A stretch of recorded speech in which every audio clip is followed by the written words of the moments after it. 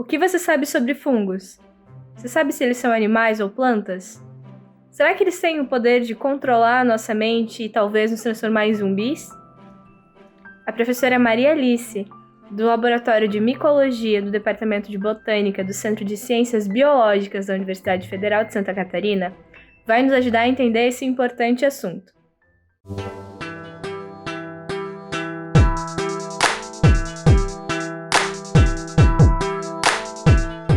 Olá, meu nome é Maria Alice e eu sou professora na UFSC desde 2010, dando aula de micologia. Micologia é a ciência que estuda fungos e hoje eu estou aqui para falar sobre fungos. Vocês já se perguntaram o que são fungos? Além dos mofos que crescem do nada em locais úmidos, quais outros fungos vocês conhecem? Certamente estamos rodeados de fungos, muitas vezes sem que a gente saiba que eles estão tão perto da gente.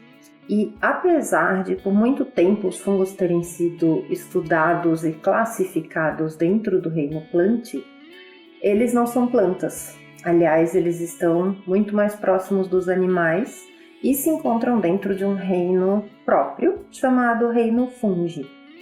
Eles são mais próximos dos animais porque esses dois reinos, fungi e animalia, tiveram um ancestral comum há milhares e milhares de anos atrás, e esses dois reinos compartilham várias características que estão presentes nos organismos que compõem esses reinos.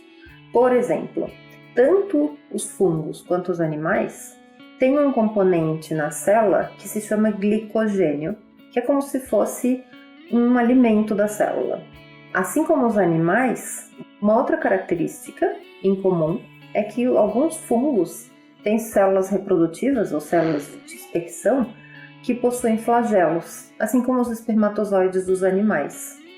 E também a parede celular dos fungos é composta de uma substância chamada quitina, que é o mesmo componente que faz parte do exoesqueleto dos insetos e artrópodes. A ficção científica é impressionante do videogame e da série The Last of Us, e as imagens lindíssimas apresentadas no documentário Fantastic Fungi mostraram o mundo dos fungos para um grande público como nunca antes tinha sido visto.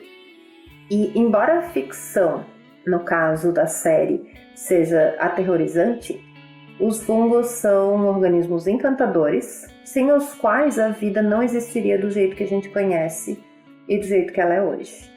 E a história natural dos fungos é muitas vezes mais impressionante e mais bonita e mais chocante também do que qualquer ficção inventada por pessoas talentosas. Os fungos mostrados na série, do gênero Ophiocordyceps, eles existem na vida real, existem na natureza, e são fungos que são parasitas de formigas, que crescem dentro das formigas e se alimentam das partes moles dela. Nessa fase, as formigas ainda estão vivas e são controladas por esses fungos que estão crescendo nelas. Em muitos casos, então, o animal, a formiga, é manipulada de modo a mudar o seu comportamento para se prender e morrer antes de que o fungo produza esporos, que são as células de dispersão da espécie. Ele faz com que então ela se prenda em locais que favorecem a melhor dispersão dele mesmo.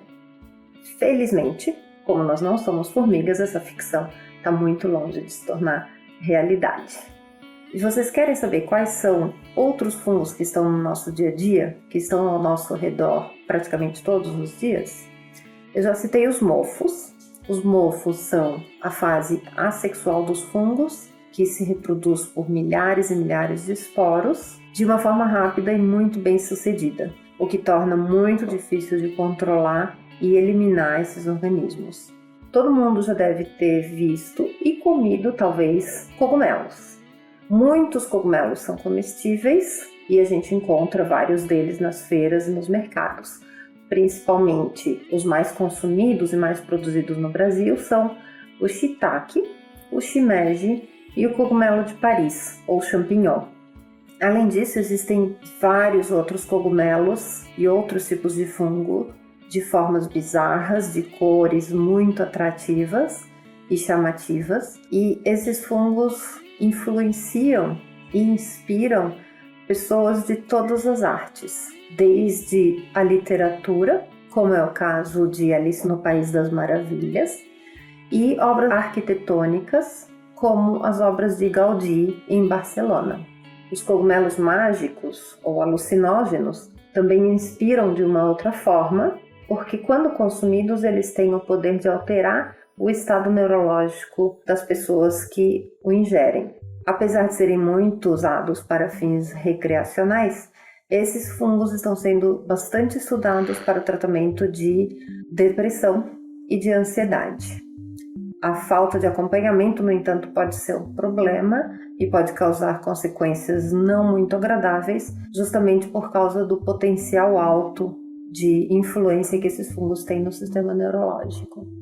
Voltando a falar do impacto dos fungos na Terra como ela é hoje, eu não posso deixar de citar as orelhas de pau.